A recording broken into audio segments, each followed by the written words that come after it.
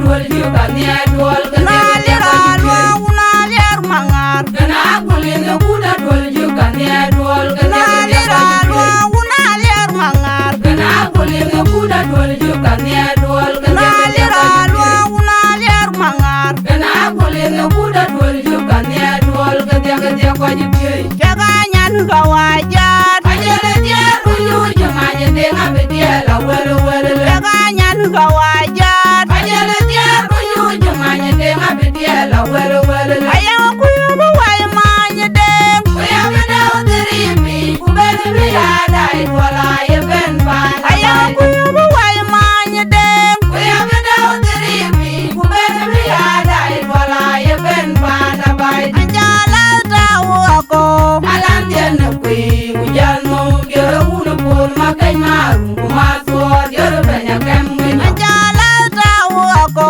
Alan dienne kui Ujano gyere unu pol makay marum Kumaswar gyere benya kemgin Anjala tawo ako Alan dienne kui Ujano gyere unu pol makay marum Kumaswar gyere benya kemgin Nalira lwa unalir mangar Kena kuline kuda dwol juga nia dwol Nalira lwa unalir mangar Kena kuline kuda dwol juga nia dwol Nalira lwa unalir mangar Kena kuline kuda dwol juga nia dwol Nalira lwa unalir mangar Kena kuline kuda dwol juga nia dwol Ketia kwa jibye Jaga nyan gawajat Ajele jeru yu jumanye denga bediela wele wele Jaga nyan gawajat Ajele jeru yu jumanye denga bediela wele wele Ayaw kuyumu way manye dem Kuya beda udirimi kubeni biyada itwala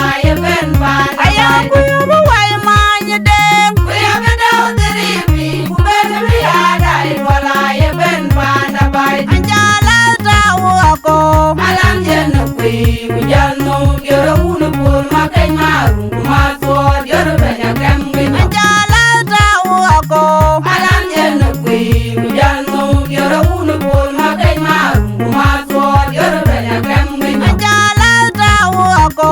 Alan dienne kui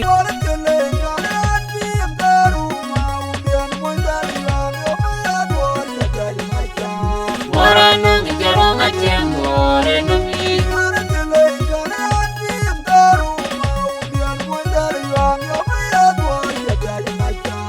Morano ngeronga cengore nungi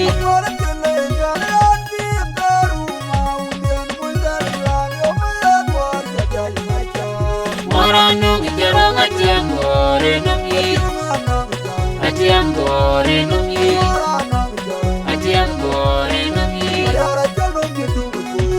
Marung tuwing Mariano kudung toibe Marung tuwing Mariano kudung toibe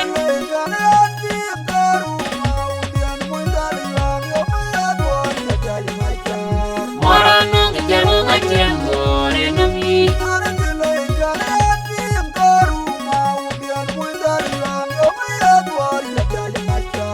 Morano ngeronga cengore nungi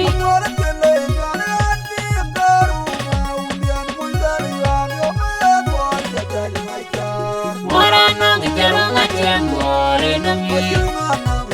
Acengore nungi Acengore nungi Marung tuwing Mariano kudung toibe Marung tuwing Mariano kudung toibe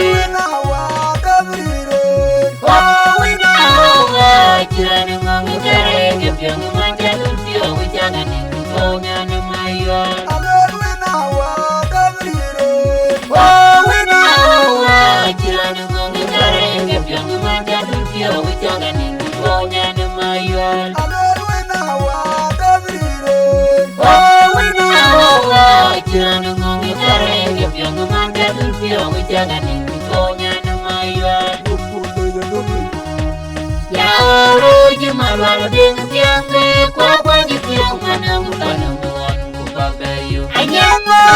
wil gajang Wani gaya ping pinya cari minta dul pio panacak Anyanga nina paliang yautai Jadul pio panacak Anyanga nina paliang yo toy. Oh, we know, children go with their egg, if young man get to deal with young and in the old and my yard. Oh, we know, children go with their egg, if young man get to deal with young and in the old and my yard. Oh, we know, children go with their egg, if young man get to deal with young and in the old and my yard. Ruji malwala ding tiang me kwa kwa gitiang manang panang kupapeyu. Anyama wil gagang rani kaya ping pinya caranya jadul pio panajak. Anyala ni nepal yang yau tu jadul pio panajak. Anyala ni nepal yang yau tu. Ela luang uai kakura yu manyakat ngani jangan tu nace mor benteng. Maria Jinji, Kamera Pajo, Ela Luang Wai Kakura, you manyakat ngani jangan tu nace mor benteng Kiang Maria Jinji, Kamera Pajo, Ela Luang Wai Kakura, you manyakat ngani jangan tu nace mor benteng Kiang Maria Jinji, Kamera Pajo.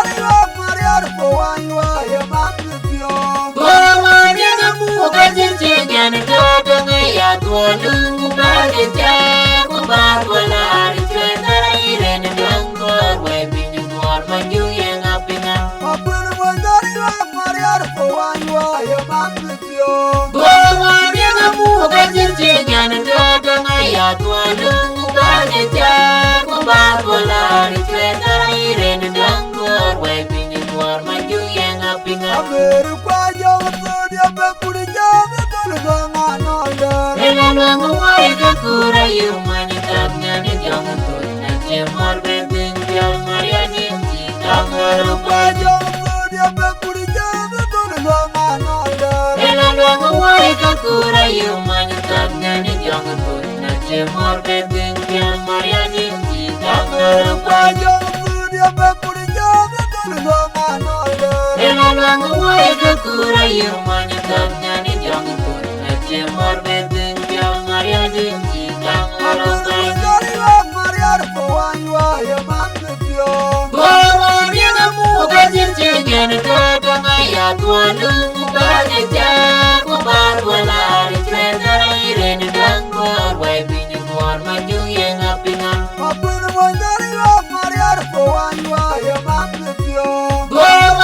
kamu kajin jangan kau dengar ya Tuhan Kubahagia jar Kubahagia Cuy terakhir Nengkor Wai pinjam kor Maju yang apingan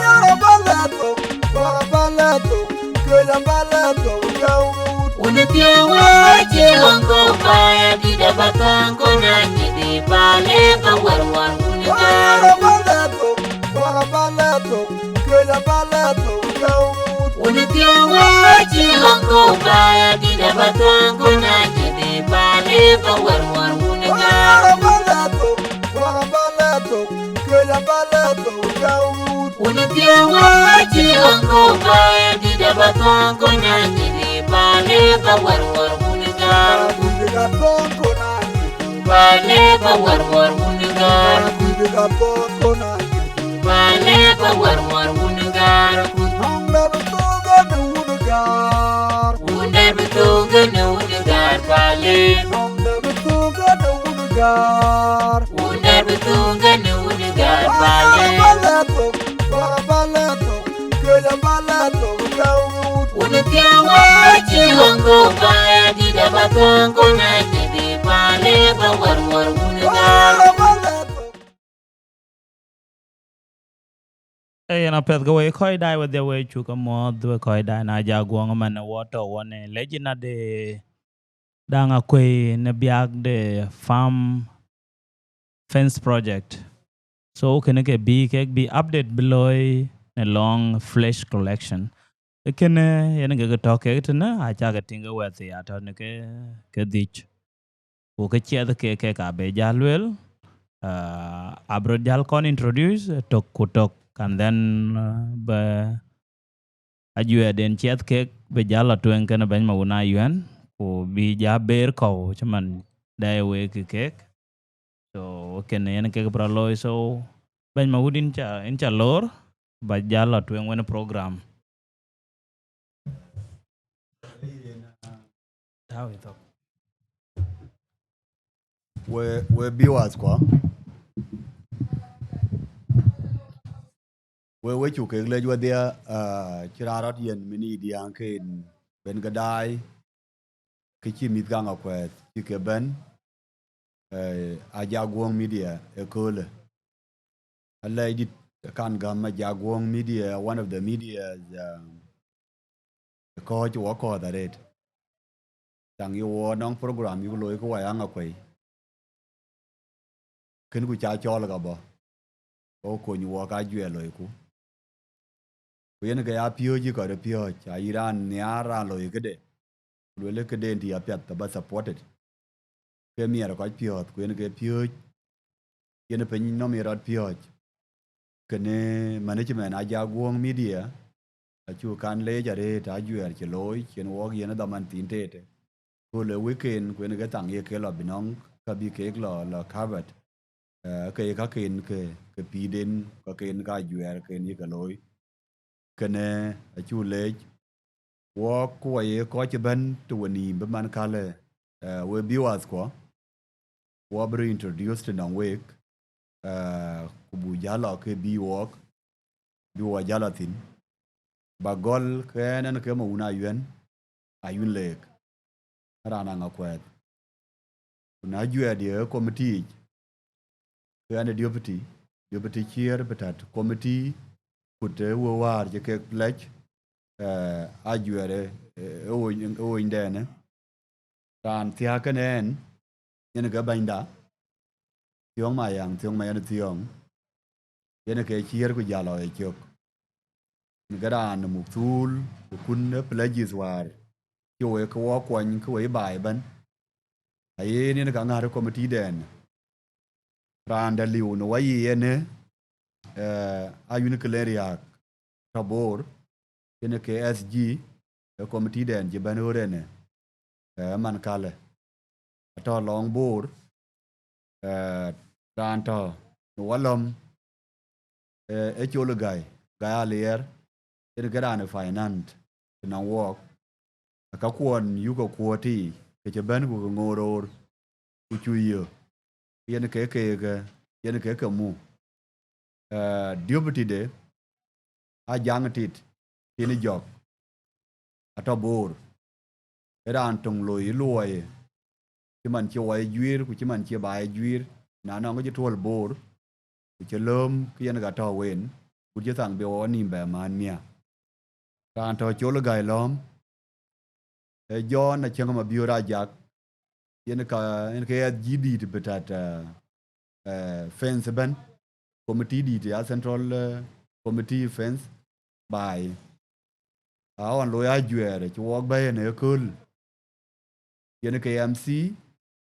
wen ke lo ya juere kana ko akedi lo ya ngakwe ban janga kwe manam yen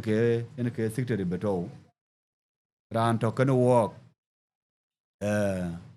e den kwe lo iren e member e committee den garan den mo ri karet na chi alo ye chi la ke won ka ta aliao ka te kit e ka cho bla bay be mar a ju dai ran de liu na wok ne jur a juer te wok ne ran den information ale wa tiang wel ran ne ge jur a juer gut chu bu ni ma te mane ku kanang program tin te da che jor ke latin but be talking work in the next few minutes ka ba dil ban ka ba work do te ne kene ko we bai yene ke introduction tin te la ba loy ku ba bainda yene tiong ma yene tiong ba jal par be ke bi wo ke ne be jal be poito bu ko bu ga jal be diet bu ke jal be diet ala kene in ban ma yang in ba par randit ba biwas ko ku kwet ko ke cheng ba ke le ke wok bay ja gwong media ko le bu yin jal be dier kok kin jal tok akene in bu par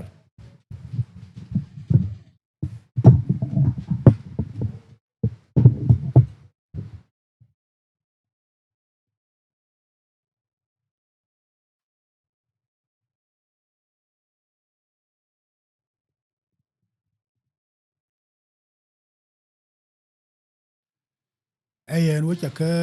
ka lor wo ko ci ban ye jam dan be oy a jago media ambe lay kon do na yen na debati a juer fi at loy ci na juer ta ping ana lay ku jila team ci ban ka dan cha ka le ci ya kan bulo no bu loy tuen we viewers wo cha ka lor a dil ping ke bu loy la ko le wok oy Angakuei ni ka pa di su tin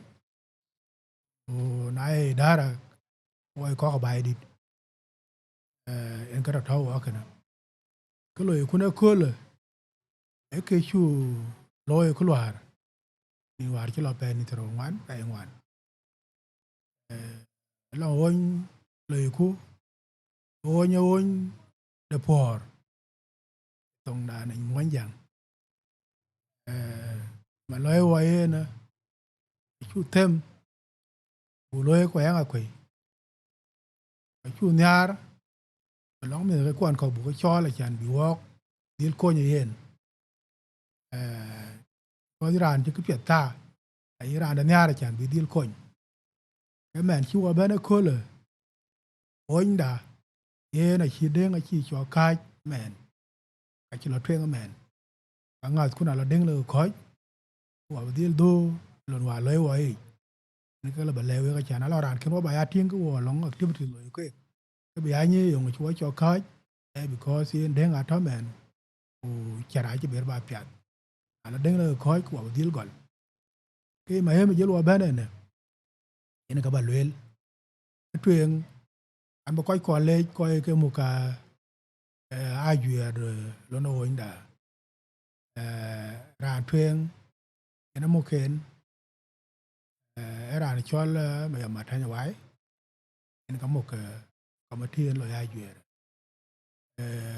ra lo chok ra nó cho là do cái biar ta bor ra nó secretary cái này chỉ luyện cho là do là chẳng một biar cho là nhau các bạn đến cái về đây phiền cái là cái secretary do là cũng là committee bên cho bà giáo viên riêng kén committee này chỉ bên nó là giảm nó là ấy committee sub committee thì giáo quan bà duyệt cái tí và cái là pledge phạt board ban là thế nào là với cái quan trọng thì nó committee giáo cho là nó mẹ là cả một ra nó cho xong mẹ xong mày cái riêng chứ trong coi như chen cái này cho xong mẹ xong có cọc như chính nhà lại chen cái anh này cho xong mày quên cái chuyện này cho cái là mọi người quỳ với như chen này trời ạ nó đàn cái nó bài còn thiên với lại cái nào đây ở bên cái này khi mà em cha nó mà coi cái một cái Angakuei long nó pan nó mà đi nào ran thuyền lại ra mấy nó một cái áo nằm đàn này ra nó cho dòm mỗi chào anh để xài ra những bây giờ đúng rồi chứ lo ra nên lui acting như thế chứ mà ra cho một cái này giang riêng nên cả lui như thế chứ mình theo cái bây bà lui qua này yên long đàn community ra nên nó một use như nào Angakuei để giúp à ra nó cho con mong mãi rất là quật như cái này cái một cái nó run vào chứ lo cái bà điel bà yên nên vào chắc Angakuei cho bà điel cái yên nên vào bà nên ai duyệt để bên giao du bà nhỉ bà giao duyệt bà giao gọi là duyệt mà là chuyện ra lo chụp cái nó mà hút này nó chỉ tháo vào chụp cái committee này nên cái điều đấy ra đây chứ bà bê cái secretary ra nó cho lên mà giao mà nhang cái có một usement của gì là coi duy cọc để trả cái này kệ bà yên để đến cái bán giảm thính với ô điêu Angakuei on thâu xin ô điêu ka bu le e ka war ci loy cha ya pin o yin ma da la wo ci ka kur lang pa resin ku la loy ci ne le loy bai lang ko ka ci ple ji sa loy ma de yen wo ina ka ku nga ku cha ko ji kana ya ko ji kana a war ke ka dia a ke be lew yo to ka ji ko loy ke ki wo jal ben ne men a we met po mi ka kwan war wa ci wo ci na gam tan wo we ka ti ju ke a da ko wa ci do men wa pe tier ai thiếu to ai phải thiếu rồi khu gol anh nhà khu ra wala ko dun cha ya lel badil tem bu dilia ai khu chol in chu go be chu cher chu alpe ki wa be media chok a chira lel khu ne ngadi ne chu yen kana war bar be ko dun wa le ki ra ni chu wa myo cha ta wa ne ani ke chi yen wo yen ka be dil ni na man chu wa ya ma khu kula kul boy ya yo dun toin tin ka badil ni ma de ken anga kwei a kora ka dun ware le dun war cha loy wo ka a kor ku a chan bo loy da la bu cha la twen we chu ka le jaret ka nyar ku ani ku e ki cha dil gam go pyo chan ba loy ka chu dil gam ba wa ko ko anga kwei ka nyar ka ya da a chu o pe ku te na dil lo tang pan bo ya yan ki chi gol ku chin yar ai ko ba tin ka dia nga ku chi a chu ko wo pe wo de ku ko ru ya ka nyar ku bra di lo chan yi pan bor ting yo ngu cha ko ta yo ma pia lo yen a chen da lu ku yen e bu kon yaw ko to na on wa to na jupa to na ke me to na on ko na na pir ka tin na chu wo ni loy ka le bu ka cho la pura na je la jal di la pur bai ka law ka ne ga wo loy a nyar ku ka ne abran dan ko kon ko pan bor le ka ting ke pet ka de ka lo tin lo kaก็ป่านบัวเราไปที่เล่าเห็นก็งัดว่าฉันบัวยามกว่าน้องนิ่มใบวันนี้ว่ายาเชื่อว่าเราเลยจะนั่นเป็นวัดทอร์วอกี้เช่นใบกวนต่อใบไปกับทอร์กันน้าชูป่านเลยชูดุตินก็หลังว่าคุยวอกเฮ้ยแมนก็มีกว่ารถตีชาติกันนั้นแค่ไอ้บ้านอาหารดีเด่นอันก็ดีเด็กเค้กไอ้ชาเขากว่าทั่วเลยฉันบ้านทั่วยามบันอาบ้าก็บ่าผ่านพุทธตีนกูร้องร้านหลังก็ตีนบลุยตีนก็บลุยบอกว่าแมนagenda ene cho bot jaguo media ena den e bu ko bu ko bele ko wa to kan wo bi ni ma de ken wo wa dil gol sun bara juir ana lo kuye kin chu bu hal pin chana ke ta ka piondu a kin ko bu ya hal pin pa ndu kin kra juir e le bu la kin go la ko ta ka che da kanin kai wo chu ko le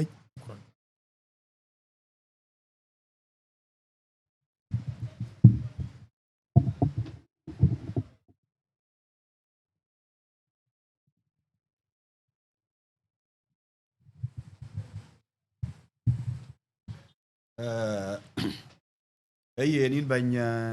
in chu le ja det ya ju er bi wo ken ja la dir bi was ko ken supporters mir wo pio and we hope ran ban nang knowledge of the purpose te wo ken kana che wo yin le ke ba jal dia de ko ku we bai ke cho le fundraising ku che loy ku ke lu yi na ngot ke ken tok ke dia ke lao Iran je pio mier the program loy ko ka wanong kuine je to ku lawan in dia jin gam ke tin te du wo ko wa ko ke ban details ko a bedonga na jaguong media la yenga e ban ku yenga loy chok ku yenga finance ku yenga secretary ku yenga member yenga information ka ke ban a bedong ko na jaguong media okay media very honest okay lui ka community went there including the contacts for ban abeke arrange abeke tawala na yi supporter ke pie lo yang akwet ku ye ko ba dit ku ye ke bor ke dun chin pio mier ba dia ke garaja guong media ku media in you work information squad beke yen we kala ke ne abraloy yen ke run riya ke lo le ke chi ko ben na e bai no mum no ngen ke dun wanin ko ye le ke ban pire ba pir ba pura ko ko amra lo rong dien ban to dia mai tin wala ban rew che ban ke ka pur ke chong che bai ri ho ke yen ke yin chapa ta ba kan bata ku challenge lui wa face is the same challenge lui ku face wa dia na yu ku chin mat ku ai junupin yu ku chin mat ku ai bor lui ku tin te chi nga ta lui ku support wa dia ku le rier mi ka ko nyu wa dia ku wa ber ba jodo ku bu ba la pa na nge beru ke den chi ba bai be kwan beru ku ba la loy wa dia yen ke unity ta den war e loele kana ka liam man walk ban ko wa ye bor man gol wa collection of contributions war ko le pledges war chirot gam imiere pio ko janga kwen ngin ke lo ye ke pia da gudanga kwen ji ke de gam war ko ngakwen kin gem kin dia ki law ka wara kut ke guda dida ba dia ke lo yot ke chir ka war ora juir on wachi janga kwe beloy leaderships ka ngakwe to pin no ban ale ku ke a coach kan walk at it ka dia ke ka kan walk the leadership of Australia war mu malina yo ke belo nang nyuan abol the leadership mu dictor matrodon na lier anangena good leadership of Australia Canada war pe gear ka keben ta coach kan walk good zine ding nimili ka keben alui emat ablui kan ko ngong a thon ga thiong a chi mar bor ke chang long ko dir ku diar ku nyir kiran kin ke de mar the power unity you walk or benong you loy pa na nga kwe ke kritia benong randa ba kwan miracle yene ke a reason ye ko sacrifice man te walk ne no ra non ko loy capacity de le kina bokre bai ra na de ge gem ro ku de ge lui ba time du ba ya ngeni ngo ba loy tango yung ba loy tango kene ini matoro dot pa ni US in you na bol no Australia ku yindeng magwet ci ben waro pa na Canada ku yindin deng diu win to na gai bor won kok te yuna nga ko ga tin long roti ku kodi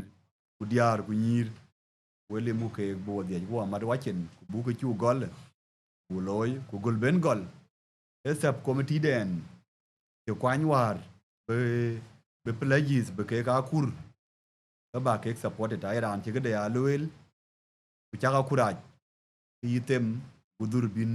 ke ti dun ta ba ya sacrifice for bai miera pio in pio miera ba ga du bagam e ya ni ra bai kwa che yeta india jin la pat ku ne la nyanga kwe be ya protected ko be ya mioj ba bai ba beloy kana limo odia ba ko wona walk watching mark bugati buloy ko e pionto the greater committee yen mu ma yoma tan te secretary de no walk na achang ma biura jak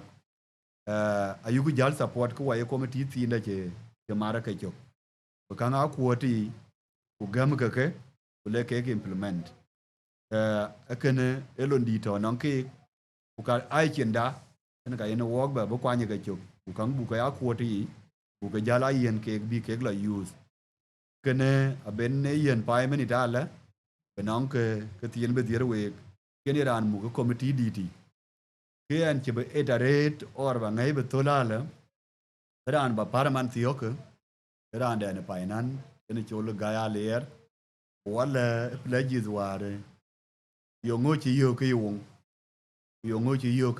ke pounds yo ngochi yo ke dollar kene abanen par be dire wo bu ko bu ke bala yen a few minutes ko bu ka gam ke akane ran da ne painan ene ka ba saft a chance be wo bala dit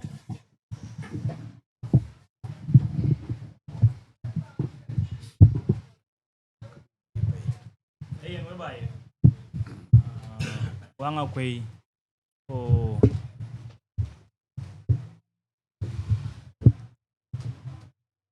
ayen wanga kwei o we pan bor ku jala ko kwandai we challenge an garan jol chol ga ler an amuk finance e committee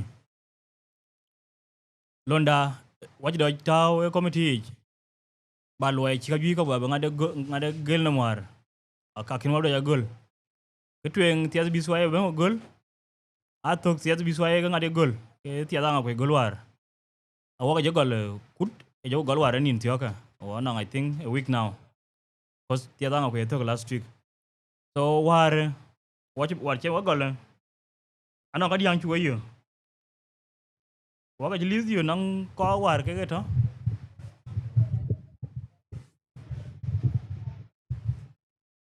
wachi lis bi yo nang ko kon war ke to ke on ga lis ko le fundraising chu belum ka chu ga bi yo ka ji kur in dollars waka nang ki chir 32,300 dollars so our goal ku wachi 2,300 achu go kur in a week akaje dong $30,000 ke dong pounds nang ki chir 60 million 900,000 pounds ke dan dong man tina 51 million 400 9 million 500,000 achu kur in only a week o hok ke jiga yo ke chiro ke 22 oka chirong chu go ja o ko ju chu ga yo war a to ke they are promising al kade a chi lao ka bu ablo dan kek wonan ko be ke ka die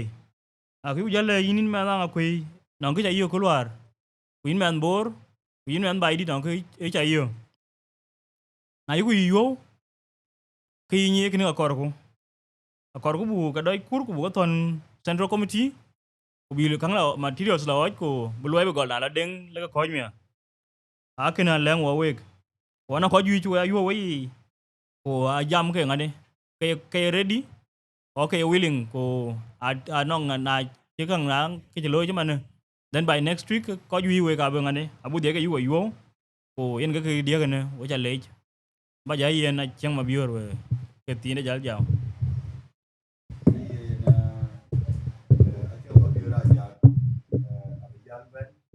an bu kan yen a chance eden koy loy ren member betata committee ku do ka ran en ka bu par benong ke tinte bemar we ran tong bang ne ya iran chi wong dua lwel war wala iran tong nong nyar wok nong kuin le badia de ka dani particularly ke chi wong ya ke ran den mo chok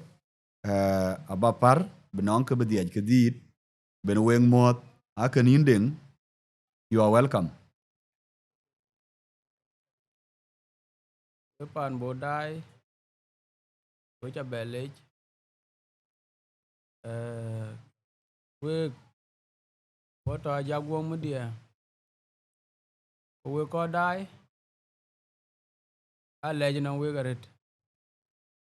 ko ko war ga kon yo na chu cha gao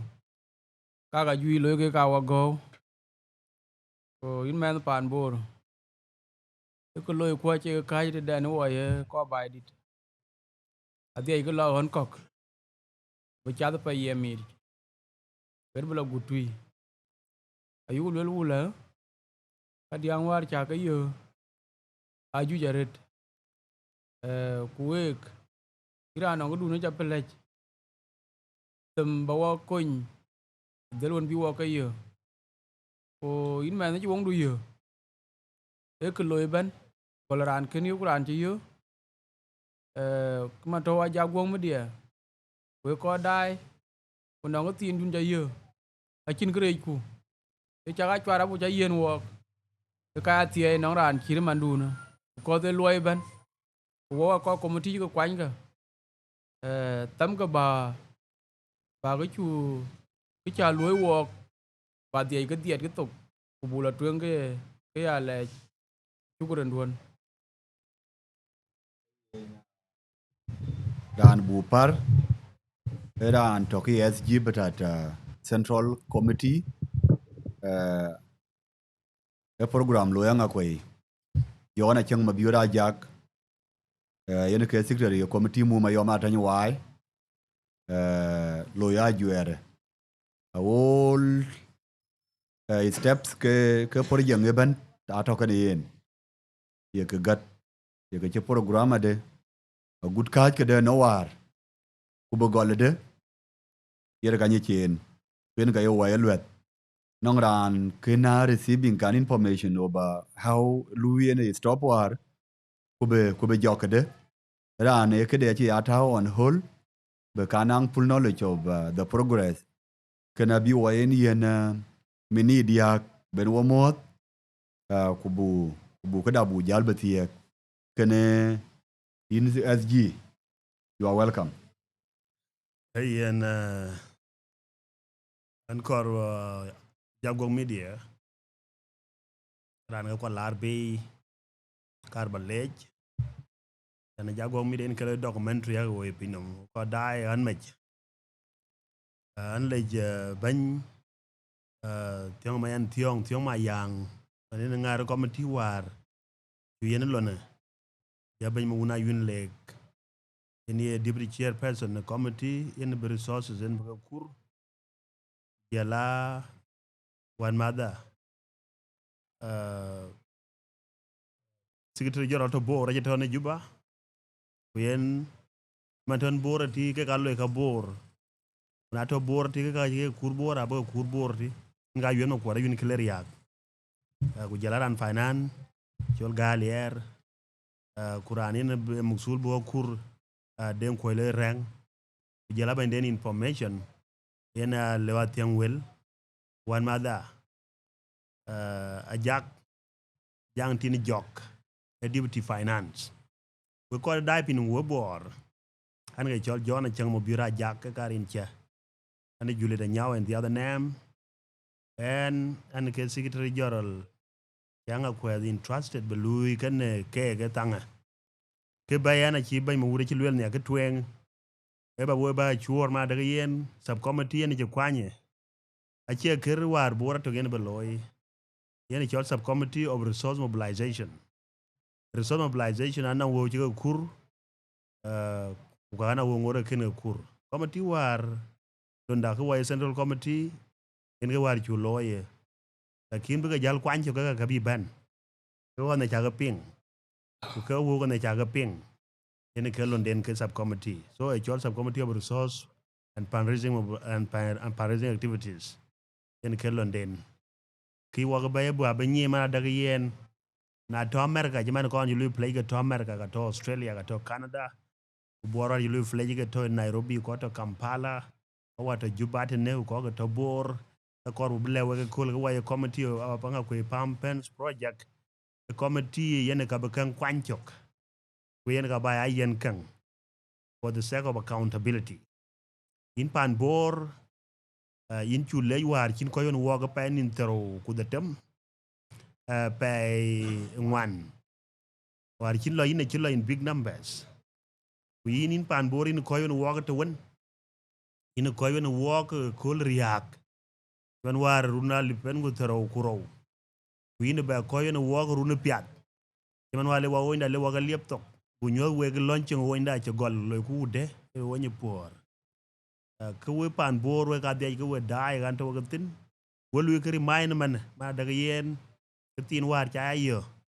en ga committee bi yen allo ma ke ci ban en ga ba yenen ku kek the contacts information ban we ko to bor aba ga yo bor na iran ji de play ku into bor kin bi ya unique la ya ba ga yo bor then wan mada jang tin jok yen ke to ben ye luai tene ke na to juba ke committee to ban tiong ma yang no kuma una yun lek jol ga lier u den ko le rang ku jela wan mada ale wa tiang wel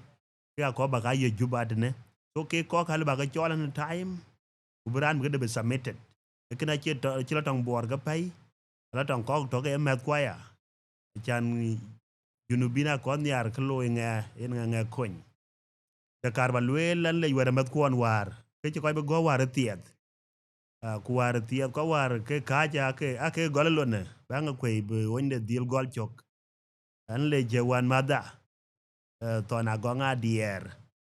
ke gol chok lonne ke ne ke lwela ke bay an le wan mada Mr. Manyong Jong Mangot yeni ye person elect yeni be kwenga le pa ni tero ku doro e pen ta woten Juba Stadium lo ni ade ci gol chok ke chen kala for assessment le ngen ma da yere settlement agenda yen ke ben pan bor ben yagaw war ci la pan Angakuei go lo ngene ken ga nier go ban ku tawo chin aka chi chin tawre kwa yu ngot ban chen ben ku le kwa ngala ke bay ma nyok ba dil gol ka resettlement bay ku jela wan ma da jang yu la jag yen ji kwa nge dibdi chia person you are very proud wa pa na nga kwe ti chan ji ben etang kor ben bay do chien wo ka nong da agenda ke ne ka ba lwele ya kre dia kar ban jam tin in pan board to pig walk winda war chen deng ki ka ker pay dik ka walk watch almost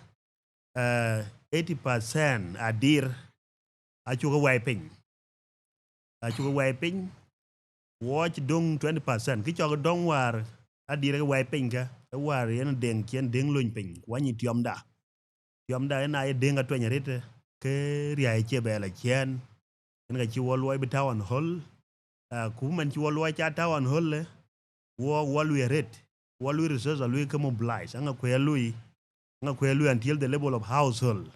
anga kwe yo nga nywende yo nga din den bitaw yene horizontal metal yene chol kwech din den bitaw adir kot be nyow kene kwech kene nyen ar yo nga kwe kek ka yo mer ka nga kwe kek mi da nyir ken ka nga kwet o ka yo malen ken kek kor wai ken kek pinum ban solo ne ke choy ka ja deng kuna lo deng le ko ja le pe tier ku tok ku lo e blue resume immediately resource ga nga kwe lui ke ka nan ka ya ga lo ga bay ke ka nan ka chi kur ke ne kor bu le we ma daga yen loy abi jal dire le ron to gala achan ben dire re dite pe nya bi jal pior wa din to nyen ben abi jal pin ler pa tu yit ku nyen ku jela din ye ko wa ba nyaw ka ba tinga ga pedare sample war changen e ke nyu we pan bor ma daga yen nan ko loy ku wa chu ngin war ke yu ko nyar en ay yin ko loy ko na lo na pedare e ke yin ya yen upper hand barat gam ba lueret wo walle pan bor war ci keblo a ci ngin gu lol yina nga kwelo na moy ci entin gu loto ngani yen krani yo moy ci gu loto ngani yen rane yen powers bin ga lui e yerier e yen tang pet e yen baya chol loy ku ro loy chan ga don loy e ga nier ko kwon keman jam wok londa ala twenga juba red wala twenga america ko australia ko canada rai die ta ku bi wopur amen ku lor man ke wo ken gwa chatol kraw je pur man pa na ngakwei kraw je pur pan bor yen ke papo so lo ye wonye en ga chang na na wong tong men mu ka le beto tin ti man to en man lor men ju ba cham pu ga got in cham che ga wong ala ba pio nyi to ba je yen ke papo so ba settlement so an ji be jamaret ke kar ba loel we pan bor ba ko yo no wok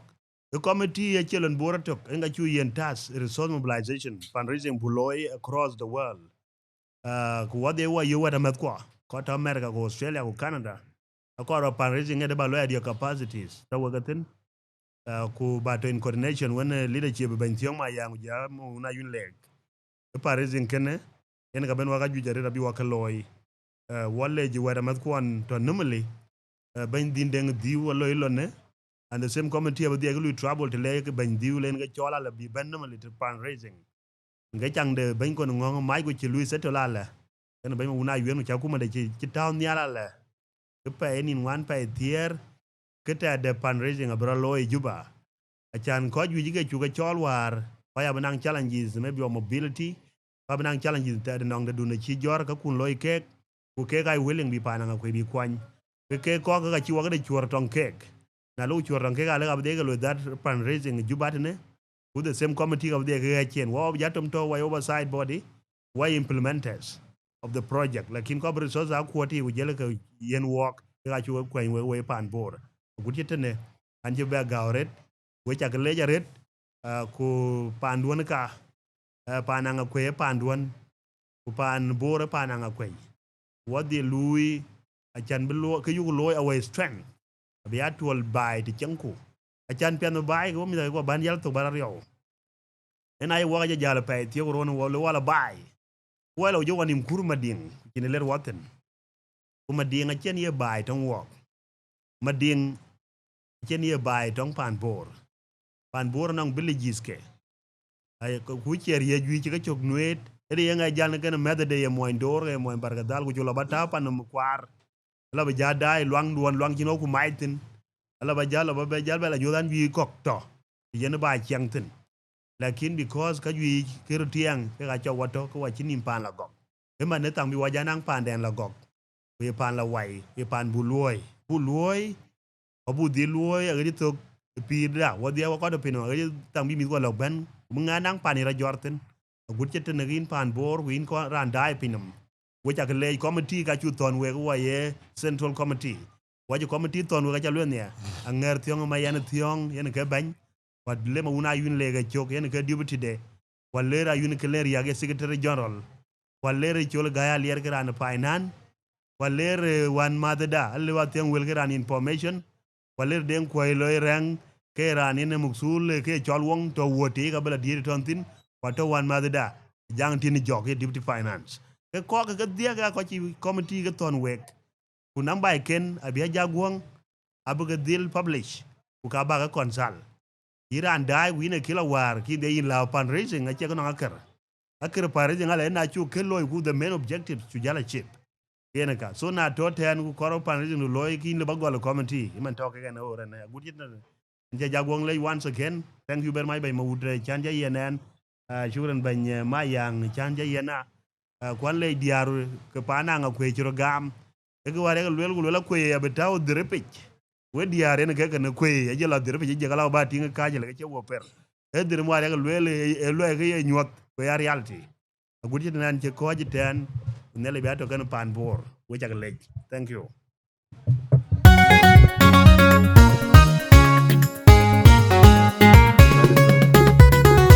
Wadi adur ne yokul. e ke tinde ko ka ba diet ku bi ban mayang bejala tie ke banda ko tuen ba ke kan le cha wa ke cha ke kan le ne aya kunim ganga kwe on wachi ko wari wo jama ko yiku jama kul hukuma banin ke ro ping pinam ping ki war ping yen ke wogi yen ke chu gam rot buloy yiku ngang kirge de wai war ping ya wai bor yiku junu pin bu yamat ku butok loy rir ka koy ko kon wachin mar ku gam ku ke ke buloy dia giliam na wok bu ke chu gol bu tole tie nyale e koy tie ke cha gam rod baloy man cha jagwong chi rod gam ka loy abina le ke tie gudur ko ni ke bai non ko iran ke pio tan gu le ke dien kwan ken yo na jagwong midian e ken na le ko nye ne ya commitment iran kan gol rod benon ko kuny rani op kale na le na tie de bay liam na wo wadia way leaders majanga kwai e penye ban bu wachin mar ku bu ko na bu loy long roti ku ko dir ku nyir ku diar kene an jam kini ban ko ngong kibala du ne pawai bu ko hanga penin tier penin wan ne ne le bibe tie ku ke chianga kwai chene par ba be loy batol kene nyala ja bata kan yin gangot ku lo ni ne pio gam ku yirot gam ku yin jeng wona ko ku kwandon ke kana batol bi mi ganga ku be lu kan yin ko ba ke glej adiar ganga ku diato bi ku diato to ne junu pene kiti nganga ku che to kan wai ke betuet pana nga ku e gi chirur gam ke beloy ene ga yikero de luiga bi ton kan ror na non ka gi tie ga kwana nga kwai ka ta di arga nga kwet anon ke 50% ya contribution den aguti ka ta dir ata nga kwet ke chin tin nga kwet chin diar ka chi wo wegle ka chin di chi we dong ror akena to ya we biwas ku supporters ko ban aguti ko chi pledges ken gamwar anon ko ken garin ken ata buke wanen ko chara ching gat ku yedeng ye ke la ko bo ka la ko twen na ira ne chirin ku luelon ku ken ye garin pin a chan chi time chi koy dom wala chi wer ran galam ken wer ken menid ku pledges ko lo ke kwen ke yin ku kanarin ku chaping wala kini la yomia ke pion pia du ne cha gambai in dia kin bo wona ke du ku le ke dia ne cha gamon dia ga wala ngo ka lom ka bi we panda bi we en support a good chi me na ngakwe ka nye ku wo wai lui pion to ko wai junu pin wo piat piot ke kene alem ku ba dia ge yen wo a good tiran ki typing list ki betem ro ku ken ku ngai ken ku la gorin kin dia yin lem ku na to bor kin lor na nga yun kelen riak ku le li ne sg ke dia ne an ken yo ko go juba lor na nga yuen ayun tit kene jok ke deputy finance e committee ku gam ke de ku du gam yen be dia ke bi non committee ku du na be acknowledge so a ken ku ken ku ila yo kin ko ni wo ke ken yen ke ya lo e ko to ke lu raj ken ni ko ba loy number 3 no ran non pledge de le to ken yen ran kin ke lo rat kin ni ku lon ko je jal be ngena ja guong man tiyo ke Iran in dia jin lao ba dia jin lui partner when work through a jaguang media ba ka du ne ba dia jin work in bu tawre ne lise ko du bu dia ga chol ko bai man be wala gol wo bla nyu pin ko be nong nin bu ke ka range na chinin ke de ala ko be anyu ku yup ku yongo che ben ko be a ben media chokene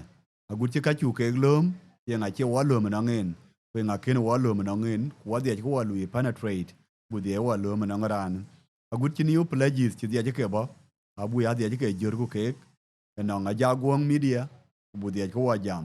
agut chi ran de che dai man ku le go ya la wa ko ka tak de bu dia ke ngang bu wati de kul ben wo ba la du be ke den ben wo ko an be dia ke di kene atoya kidia na ker yena ba luel alim na we boru kliam na we ke mat nan ke deputy chairperson Angakuei juba leadership bar jelo nan lui wana kono ngong mach kuman tioke ana ke ba dia ga la du enyen ware kan deputy lo kono ngong mach wo ba dia wo lui up to 2027 na ton ya litin kata ta de bo wa kya pyal gu wana we dia kliam na we edor kang jiengon yi jieng ye la me jadangu tio yur ayaru won kawan aru wona wan yen keran me yen ge chol be tio kan yin kuman chen pinya ke jeriaga wo wajinim tong wadia we jiren ko gol biongu patu yit be belo jale kuma kwa be ben bor county bula tui guduk be jala lo junupe jeben wo ko na den rot kon gurut gam bu tiada bu kanyi wo ka nyin tidorot bu jal be be no ran meida ayini ni men kay ti howen wok wa yanga kwai e kan jengon na chu nyai won ter na wa yanga kwai aden e kan gol nong yin iran iran ti hoken yin na nong ngati akol ka ngere wa ka wen ga kon kar ku ba ben biti bi jal be be der kana liya men wok bu chin marwa de ina den me kwina den tio bu ko ji pion tok ene ga be wa de lew kun ene ga ben wa panda ene ga ben wa ye loy be ya attractive to nong ran ben be mier ko ene ga ben junu ben mat kuna lom gurud be ya le yin be ya la mier na wo ka re ne ya den lom guran tio kulwel ku be ya den ran meide ko wa chi wa yi dere chen ko wa che de nganga kun bu pion tok bu ya loy ane jam na non ki ra wo nong wo wo junu pin pi ra wo je kam du ne men kui ke kran chin ko ker maloi ko lui ke tiorot aro wai kan ku ka ro pala we ku lui ke pion mat ene ga ene ka dang me ji ke mi be ara ne ke ya ko ju ji rot pin le man wok wadia bu ko je tok wan lim patu yit gane biong yu bai di ben long youth ku nyir ku diar ku ko dir no nga demonstrations ken gaban bu mat bu roping ku bu roping wan jiren ko ku ci bi jalo level junub kene yen ga dir we up to here ko wai be haka bati ina jagwong media a demonstration were better served were very good not only to Angakuei but to South Sudan as a whole pa dia gilimu wa yin ba ina jiduno kony in ko kwany ba dia ke loy fuch enough ba koni okok ba ke train other medias kok bonyal bi ban bi rier bi cherin ago power go rat chier ke chol media non ko juye ka kony en ke wo kon cha nyi yong nwen no nge agut chi bi jal ran bela kwany ran bi jabana la ko through media so a chi wo ile bi na le bi tie yin ku be akwanin ka juyi be miere junub be dige junub ku be konyi yo junub be ka akwen ni na jagwong so up to here ke bainda kono ngong mai abade ke part of ha school be wa bela duwe ne be mo do dia kono ngamar chela tin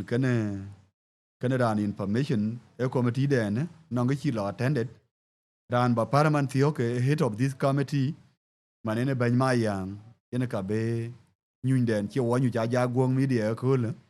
ene ka be jal tie or kam kene ne go tie kunong ke ken ku die kina jagwong media dia ke tie wo no ngi chi wo ni ma na to create benta in place then I will give this chance to Binda be ayen jala juerene be jalti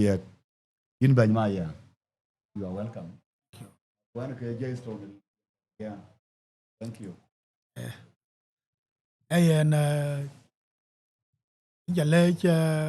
ai mut jam pia cha loy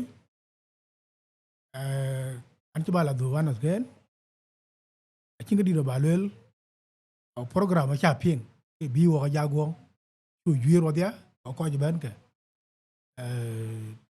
ba jalwel awe ko ken ko mo ken ka lej aw di wo lej ke special wo ko ko on top diaspora wo ko yo no wo to wen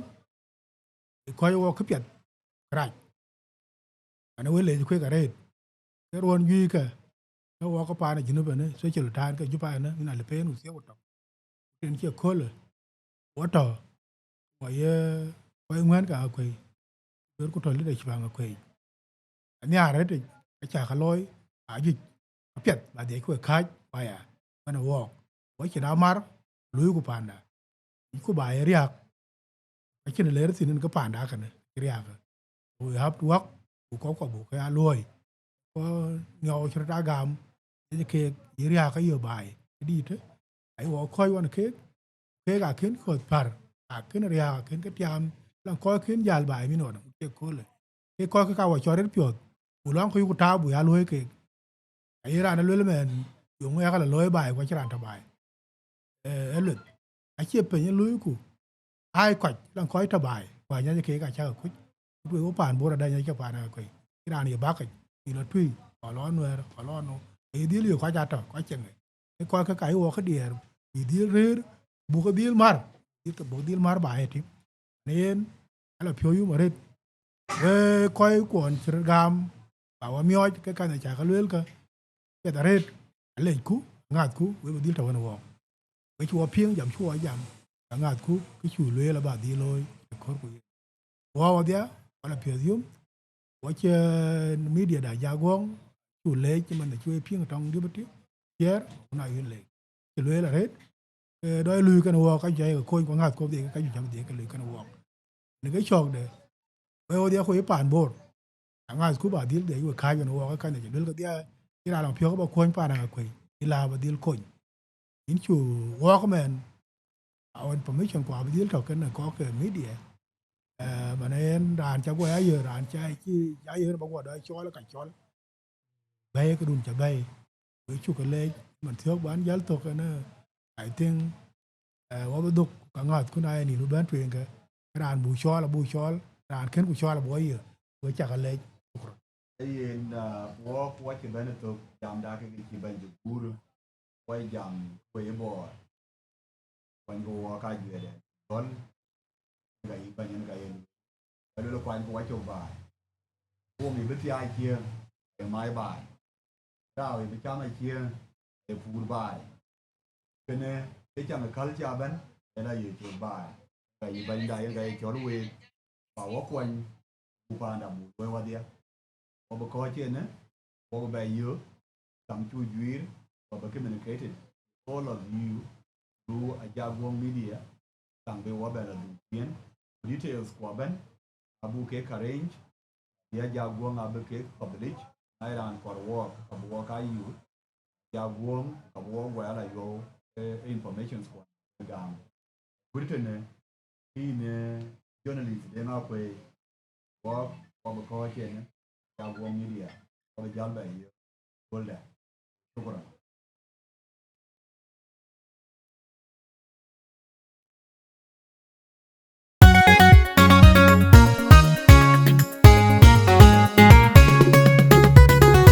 Wadi hatu urne yokulu wadi har ko wuni cheteng. Waka jir diar ka ngakwe. E pe diak pe nin chero kudiak. Runa likero chero kudiak. Ran kudiar ko yokulu. Era ni chol DJ gai manyo.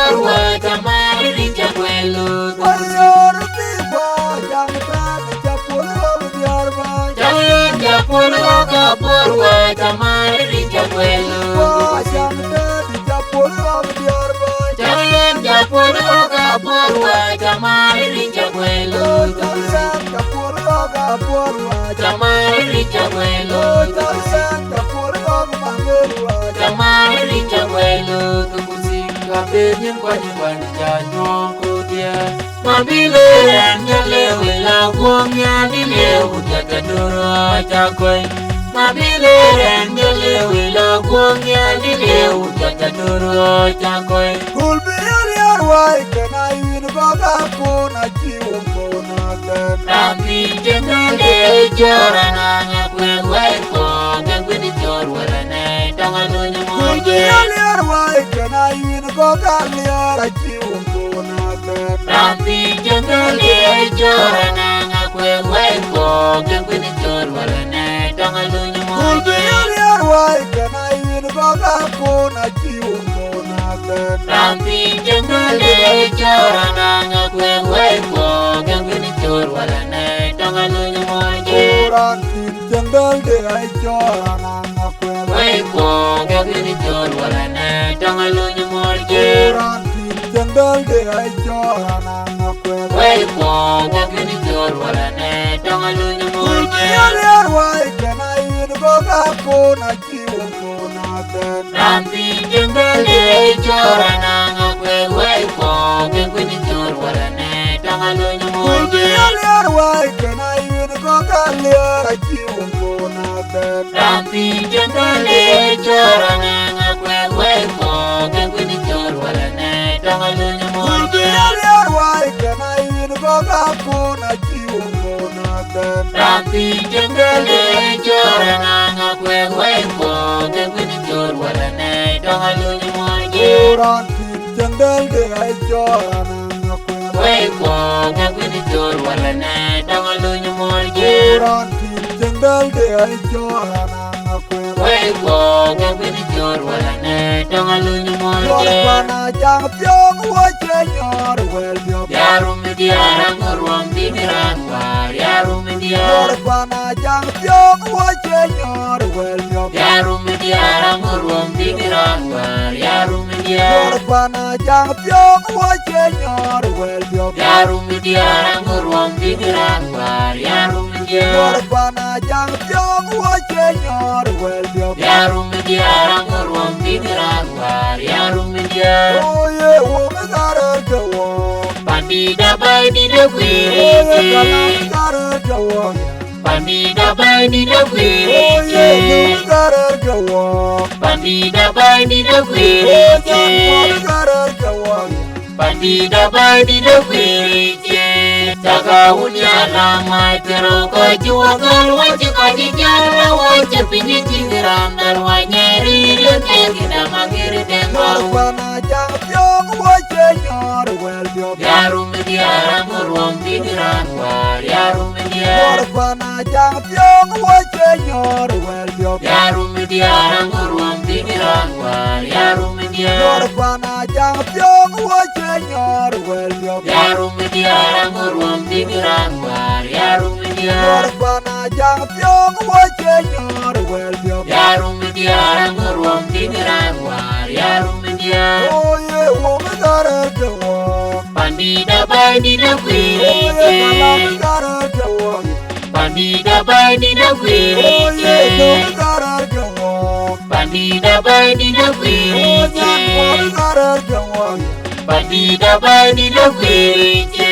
Taka unya la mai pero ko juwa gal wachi ko di jara wachi pinyi tingiram dal wanyeri leke kita magiri tengau Na jayeng ber ma jiwa jibiop Ena jiberia chala wuliol makuram dia jalgong Na jayeng ber ma jiwa jibiop Ena jiberia chala wuliol makuram dia jalgong Jira jang tuam kek Yaran war kuen jiran miting mariar mundal yang wajana luela jalaru mukwanbo Jira jang tuam kek Yaran war kuen jiran miting mariar mundal yang wajana luela jalaru mukwanbo Na jayeng ber ma jiwa jibiop Ena jiberia chala wuliol makuram dia jalgong Na jayeng ber ma jiwa jibiop Ena jiberia chala wuliol makuram dia jalgong Jira jang tuam kek Yaran war kuen jiran miting mariar mundal yang wajana luela jalaru mukwanbo Jang tuam kek Yaran war kuen jiran miting mariar mundal yang wajana luela jalaru mukwanbo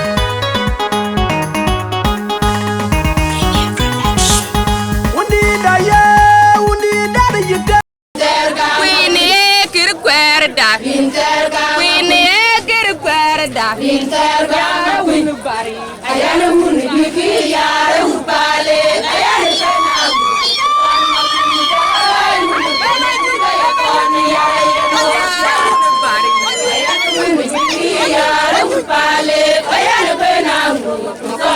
makwin jala kai hunde kono kuta yeson yara yen Kwine kiru kwere darin terga makwin Kwine kiru kwere darin terga makwin Kwine kiru kwere darin terga makwin Interga unu bari kayana unu jugiya e upale kayana benangu tuan makwin jala kai unu kono kuka yesoni yara yenu wasya kayana unu jugiya e upale kayana benangu tuan makwin jala kai unu kono kuka yesoni yara yenu wasya kwin jala kai unu kono kuka yesoni yara yenu wasya kwin jala kai unu kono Kayasoni yara yenu wasya Kayasoni yara yenu wasya Kana gulene kuda golju kanya doy de de pajitu Kana gulene kuda golju kanya doy Kana gulene kuda golju kanya doy de pajitu Kajare jer kunyuje manye denga bediela wele wele le Kajare jer kunyuje manye denga bediela wele wele le Ribi kubele biada ikola yeben bana baidi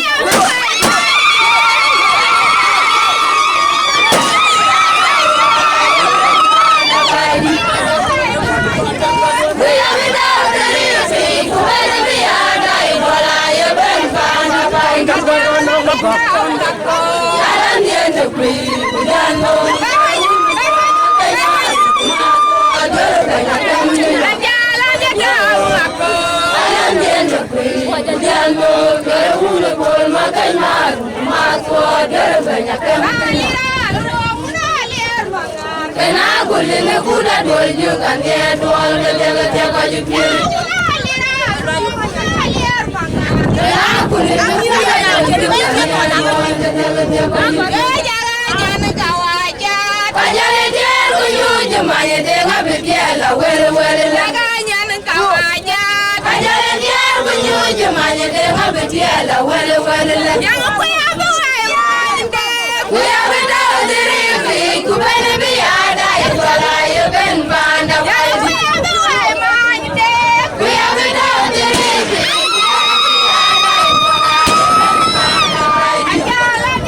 Alam jene kui bijano gere ule bol makenya kumato gere benya kemgenyo Alam jene kui bijano gere ule bol makenya kumato gere benya kemgenyo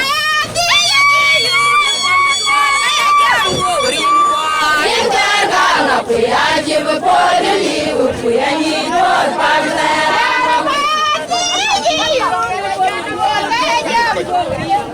Interga kuya jibe pole liu kuya nyido pamela Ai de bana buje pio buje dole Ai de bana buje pio buje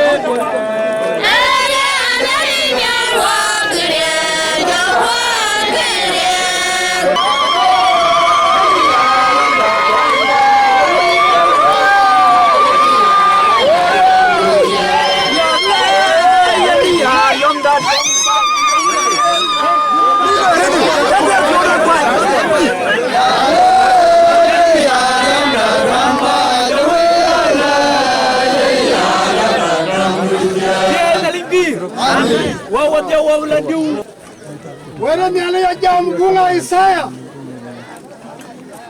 Isaya kayo. Bunga Isaya kayo kulwel jar ke pantriak. Wacha ke lai. Ba jir. Ilage tim nim. Tim chikawan. Kuchal ko kot. Bakaj bi ben bai. Luai ko wot. Kulwai ke tim. Kuya ke bai. Wena miali. Amatawan wek. Yan kalwel bandin ya kule. Bunga Isaya jama kula Isaya tadi kubar cuk tiar gutuk le tiar gurau yan ga jam wang ni akule pin pan bor ni akule nyali ja wachol alu el mer ke manyal bako biban ko juk ko chlo IDP ko chlo nuuri chu wor jmiut ko cha bor ga chow alu el luai ke bai yan ga lu el bandit alu wacha ke bol weka biya beri pera loy yan galwel bandit yakoba ne amane lengu nyalinji nyal chaku fingu baru kanga jaga ton kai in chol guni alwai pias cha jwer wok ne akul bandit ayin ga loyen pinga bai dit ne akul pin bor in bandit in man to kayog ne bible bu bai bu jwer achalwel bandit bu ben panda waju ben pimnim waju ben on chan bai kariak waju man mernial ku yin ga cholku ba ben ba wasie te wong ne rong na ko ni amane te wa panda ago ku pur in bandit ko go kwon tiga te we ruaki ago ku ben panda wanyol ruaki bandit bar ting wok in julet in chu no bandit ne ping ni roda longda ku to in wan wok dor ya ko ba ben bai ne akul mangu wachin bandit nyali da bai tiai nyali da bai tiai nyali chati ai chbe in chu dom chawa gal ya luoye e yin ku butul yin narin warin ga jarin ga chu kerso bandida amen ay na ke da ken commissioner go tem ke wo be ayun manyanga wera bu par lang wer tete nyot belwel wer cheke de gengtok para yuen in manyanga wer sultan wani tan ona ko la toten gana atiana len pir jam modrin go un wa bu jong di la jen ayenin pan bor ju guere ne acha ke le dere ke chi pan bai di ta e chi ta ke gede e te pan bai di ke kir pan bor na ye kir pan bor ka yu wa ba ne ba bngin ayu ko le ke ne ka dawodia ko na ye ka dawodia ko jagol loy kan ci la tuenga we kin ben yen ga ina dir ko je tero ayu ko le ka ba bngin ka dir ka tero na je dik ka we wajal yo la ka tuenga dik ko kir pan bor na non ke kin dik ke kin dik ba le wo ka kina kin dik kina bi jaw ke bi jaw e ka ber ku jaw tong don man we chu le ben ci we ben ku ke gol ku ne e gol ku ke da wadia na no ga changen ken dik tin ka jo wen ka ban lui wen ka bin la lui rin ga banjit malenga lier ke chairperson MPs ki jongule ke dia ko dir ko pan bor ci bentena bañ we ko dir ko pananga fe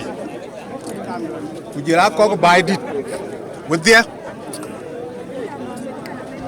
lonne ya ko kul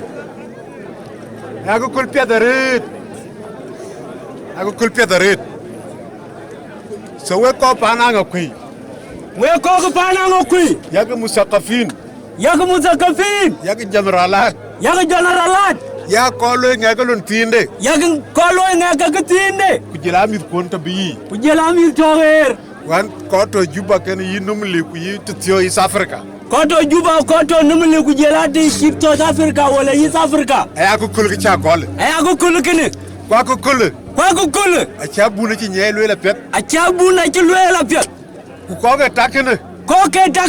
alo ci bung Daniel ci kwen abung de Daniel ci dir kwen on le Daniel kwen na de ke ci nari lwel ken nabi na de baay ba dil gwere war ci ko on tan ya gor bung de Daniel la na de ke baay ab dil gwere di ci ko ku bu Jerusalem la yi pan baay dit abi yi ba wa ci ke ya ba la to ga wut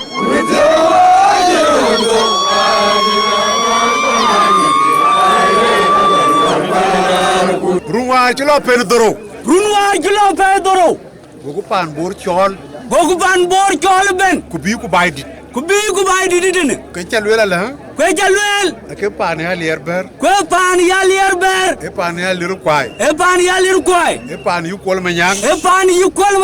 e pan ya gaw jonku ku jila no ran cha no mar ka che koy na no ran cha no mar ka che koy e bay dit kene ben rin yen ga bay dit aya ko kule kura yi nyot ku bora bi jal bentin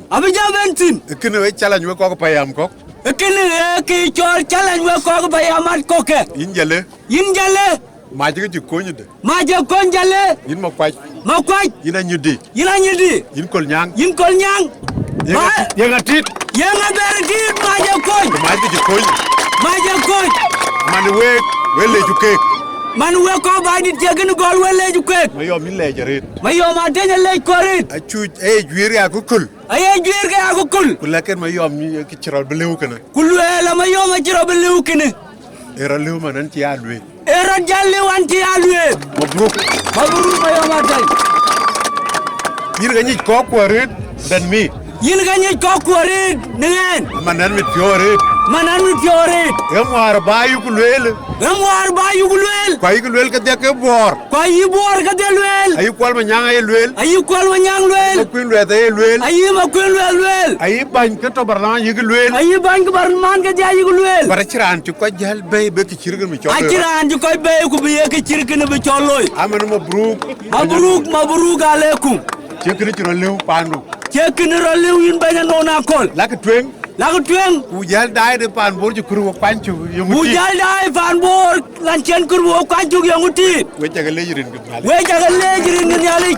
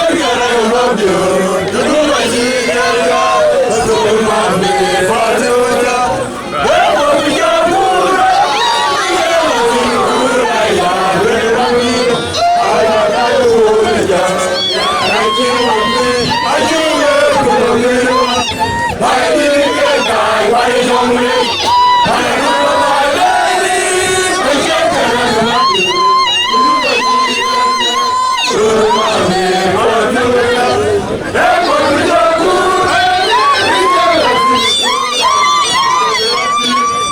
cho kênh Ghiền Mì Gõ để không bỏ lỡ